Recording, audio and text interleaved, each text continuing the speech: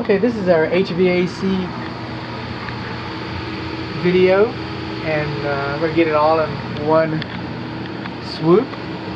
Okay, and where I'm coming about this is the condensing unit is on the roof, and I used a camera pole. The roof is 2 stories up. I don't have that much ladder, nor am I required to have that much ladder. I hate saying I didn't have to, but I'm going to have to rely on my standards of practice, on what's accessible and safe, and reasonable opinion of the home inspector. So that's where we're at. And that leaves us with the HVAC indoor air handler and other elements. So here we go. Coming over here, this is our air handler. Some people call it the heater. It's electric, so it wouldn't be a furnace. It's located in the hallway right in here. And being electric, there's our electric junction box. It's open, not supposed to be open. Alright. So we're supposed to have a single main switch so we can turn off the power without having to rely on somebody, with the power being out of sight. Okay, so instead of the power being out of sight, we should have a switch over here for the power. Okay, now we're coming on along. Our evaporator coils.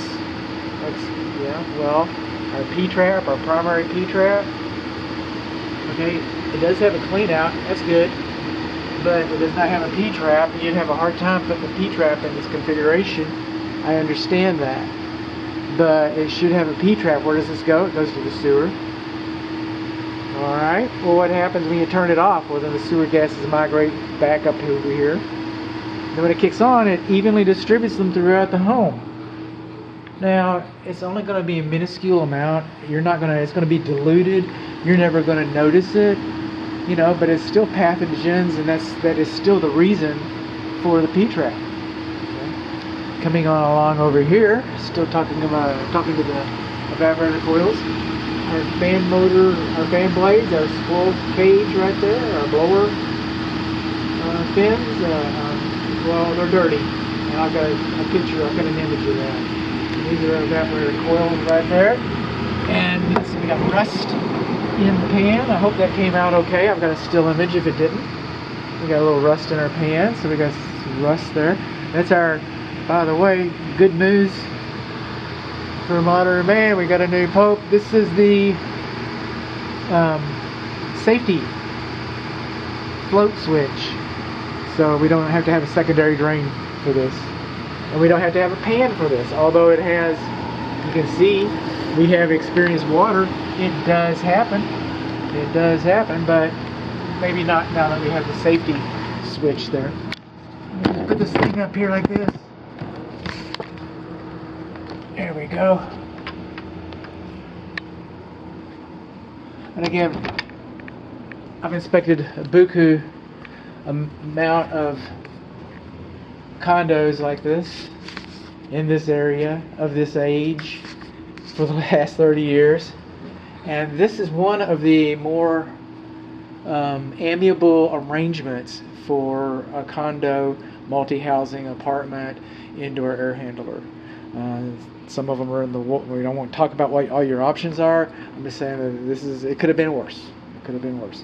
This is our thermostat, and our thermostat is programmable. It's in the hall, and then we've got our air filter over here, and it's dirty. How do I know? I don't know. How do I know? All right, so we got our dirty air filter. It's 20 by 25 by 1. But if we look inside of here, this plenum. Okay. Remember, this thing was built like in 1968, something like that. The report will tell you how old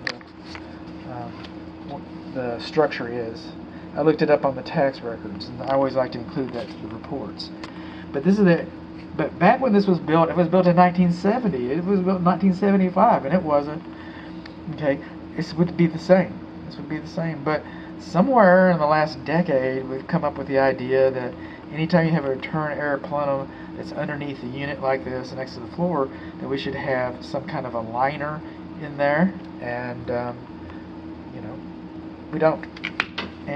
So here's that.